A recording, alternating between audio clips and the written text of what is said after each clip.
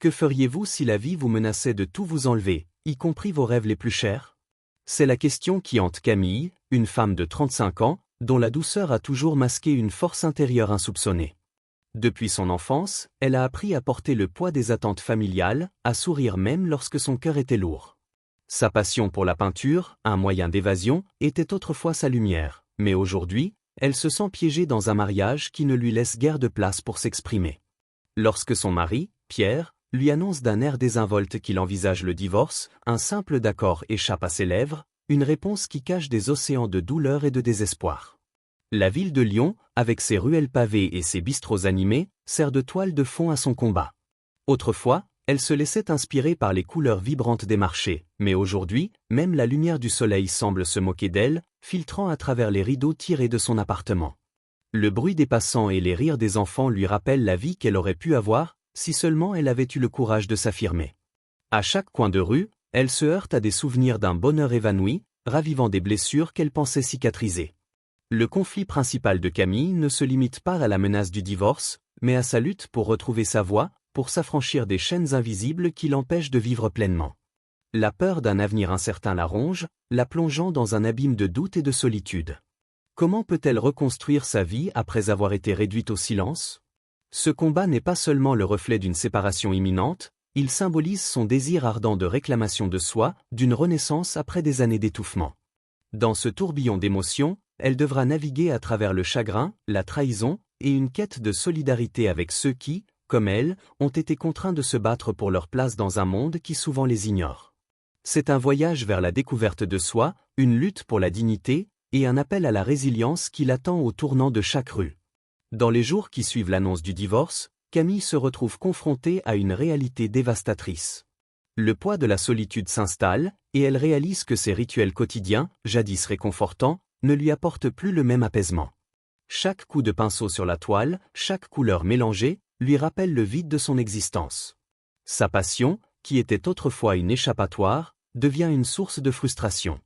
La peur de l'échec la paralyse. Que faire quand la seule chose qui vous a toujours sauvé semble maintenant vous trahir? Un jour, alors qu'elle déambule dans son quartier, elle croise le regard d'une inconnue, Sophia, une artiste de rue au style flamboyant. Sophia, avec son attitude audacieuse et sa manière de défier les conventions, devient une figure fascinante pour Camille. Elle lui propose de rejoindre un collectif d'artistes, une communauté vibrante où elle pourrait retrouver sa voix. Mais ce soutien inattendu s'accompagne de défis. Les membres du collectif, bien que bien intentionnés, sont chacun confrontés à leur propre lutte. L'un d'eux, Marc, un peintre talentueux, a du mal à surmonter un passé d'addiction. Sa lutte personnelle résonne avec celle de Camille, mais lui-même semble parfois emporté par ses démons, créant des tensions au sein du groupe. Face à cette nouvelle dynamique, Camille ressent à la fois de l'excitation et de la peur. Elle est poussée à sortir de sa zone de confort, à partager ses créations, mais les critiques et les doutes refont surface. L'angoisse de ne pas être à la hauteur la ronge, et elle hésite à s'engager pleinement. Sa première exposition ne se déroule pas comme prévu, les commentaires sont mitigés, et elle se sent trahie par l'idée que son art, qui a toujours été une extension d'elle-même, pourrait être rejeté. Dans ce tourbillon d'émotions, Camille commence à se remettre en question.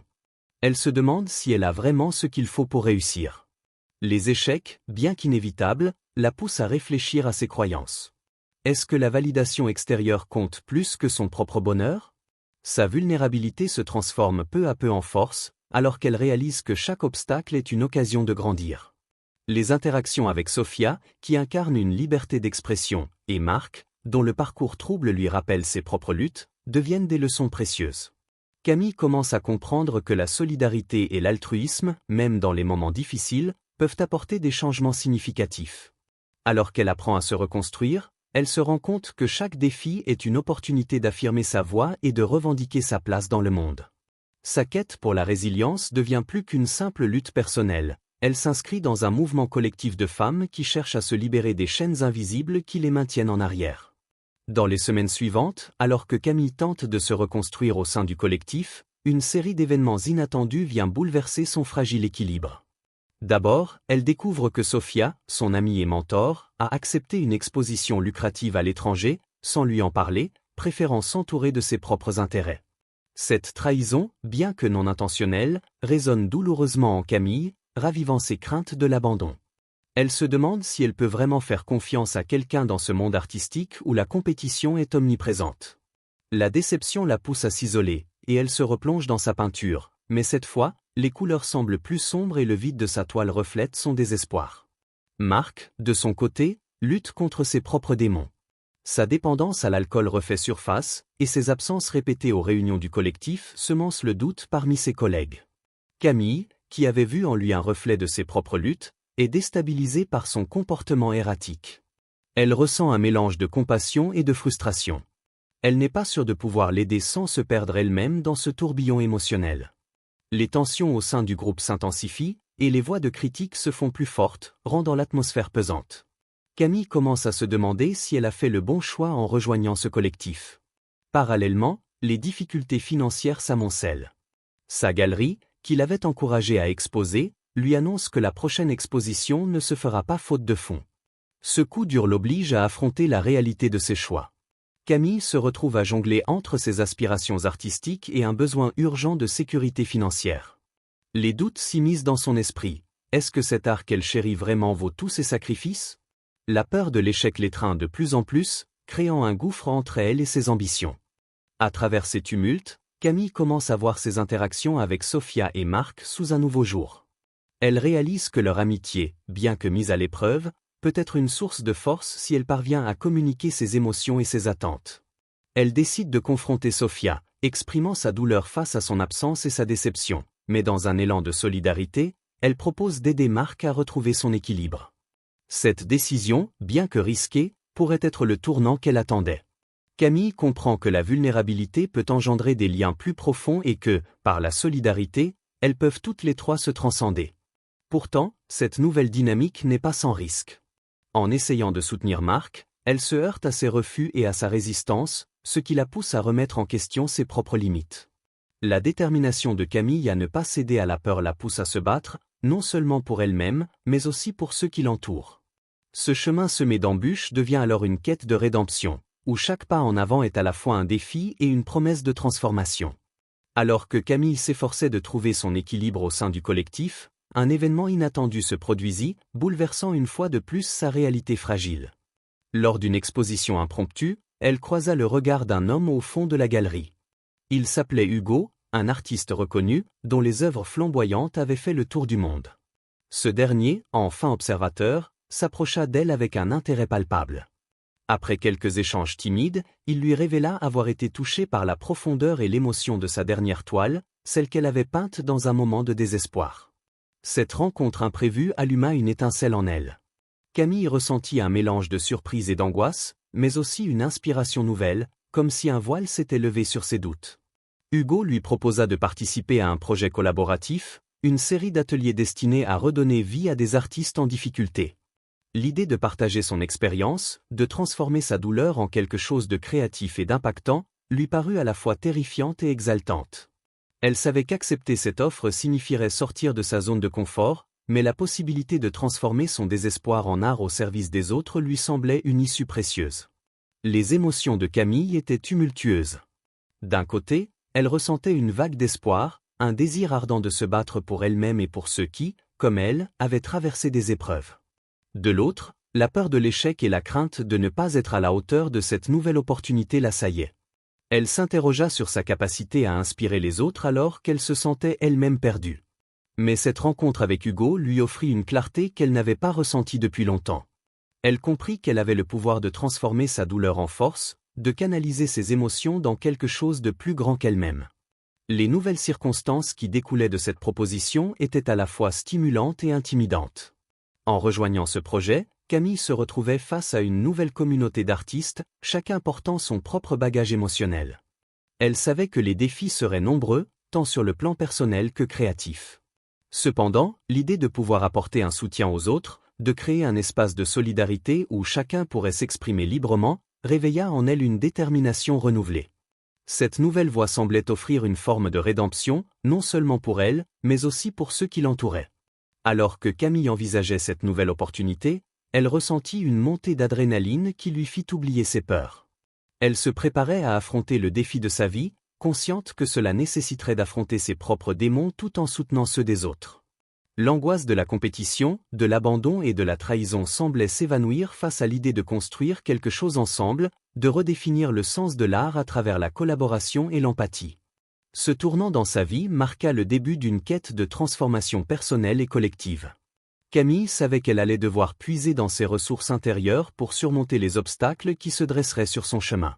Elle était prête à se battre, à revendiquer sa place dans le monde artistique, mais aussi à encourager les autres à faire de même. Ce chemin, bien que semé d'embûches, promettait d'être celui qui l'amènerait vers une nouvelle version d'elle-même, plus forte et plus résiliente. L'affrontement avec ses peurs et ses doutes approchait à grands pas, et avec lui, la possibilité d'une renaissance. Alors que le jour de l'atelier collaboratif approchait, Camille ressentait une tension palpable. L'excitation initiale s'était transformée en anxiété, un nuage sombre planant au-dessus d'elle. Le moment tant attendu était enfin là, mais elle était confrontée à sa plus grande peur. La peur de l'échec devant ses pairs, de ne pas être à la hauteur des attentes de Hugo et des artistes qui l'entouraient. L'atelier se tenait dans un espace lumineux, mais les murs semblaient se rapprocher d'elle à chaque seconde. Lorsque les participants commencèrent à arriver, elle sentit son cœur s'accélérer. Les visages étaient familiers, mais l'angoisse l'étouffait. Elle se rappela les encouragements de Hugo, qui lui avait dit que l'art était un partage, un moyen de se connecter avec les autres. Cela devrait être un espace de liberté, mais Camille ne pouvait s'empêcher de se sentir comme une intruse. Au début de l'atelier, elle observa les autres travailler avec aisance, tandis qu'elle restait figée, un pinceau à la main, se demandant comment elle pourrait guider ces artistes à travers leur lutte. Les premiers échanges furent difficiles, chaque mot prononcé lui semblant un défi à relever. Elle pouvait voir dans les yeux des autres la même douleur, la même quête de sens, mais elle ne savait pas comment leur offrir ce qu'ils cherchaient. Et puis, un moment crucial se produisit. Un participant, en larmes, partagea son histoire personnelle de perte et de désespoir. Camille ressentit une onde de solidarité dans la pièce. C'était comme si chaque artiste, en partageant son fardeau, créait un lien invisible. La peur commença à s'estomper, remplacée par un besoin urgent d'ouvrir son cœur. Elle se leva, le regard déterminé, et parla de sa propre lutte, de la toile qu'elle avait peinte dans ses moments les plus sombres. Ce n'était pas simplement une confession, c'était une révélation. Les mots sortirent avec force, et elle se sentit libérée. Les autres l'écoutaient attentivement, et une atmosphère de confiance s'instaura. Camille prit conscience que ce qu'elle avait craint de partager était justement ce qui pouvait les unir tous. Ce moment marqua un tournant, elle n'était plus seule dans ses angoisses. En s'ouvrant, elle découvrit une force qu'elle ignorait posséder. Elle invita chacun à exprimer ses émotions à travers leur art, à utiliser la douleur comme un moteur créatif. Ensemble, ils commencèrent à travailler sur des pièces qui reflétaient leur lutte tout en célébrant leur résilience. L'atelier devint un espace sûr, un sanctuaire où chaque voix comptait, et où l'émotion se mêlait à la créativité. La tension qui l'avait habité se transforma en une vague d'énergie collective. Les rires, les larmes et les échanges sincères nourrirent l'atelier d'une dynamique nouvelle. Camille, en tant que guide, se sentit enfin à sa place. Elle avait surmonté son plus grand défi, non seulement en confrontant ses propres démons, mais en aidant les autres à faire de même. À la fin de la journée, alors qu'ils exposaient leurs œuvres, Camille ressentit une immense fierté. Les toiles, empreintes de leur vulnérabilité, racontaient leurs histoires. Dans cette galerie éphémère, elle avait non seulement trouvé sa voix, mais aussi celle des autres. Les liens qu'elle avait tissés avec ces artistes étaient indéfectibles, transformant la peur en force, l'angoisse en solidarité. Ce moment marqua le début d'une nouvelle aventure pour Camille. Elle réalisa que l'art n'était pas seulement un moyen d'expression personnelle, mais aussi un puissant vecteur de guérison collective. Elle avait appris que, face à la peur et à l'incertitude, la véritable force résidait dans l'authenticité et le partage. En surmontant ses propres barrières, elle avait non seulement redéfini son parcours artistique, mais aussi contribué à la renaissance d'une communauté, unie par la beauté de l'émotion partagée. Alors que l'atelier touchait à sa fin, Camille ressentit une vague d'émotions l'envahir. Ce moment de vulnérabilité partagée avait non seulement transformé son expérience, mais avait également eu un impact profond sur les autres participants. Chacun d'eux, à sa manière, s'était ouvert et avait trouvé une voie. Les histoires qui avaient été racontées, les larmes versées et les rires échangés avaient créé un élan de solidarité qui perdurerait au-delà de cette journée.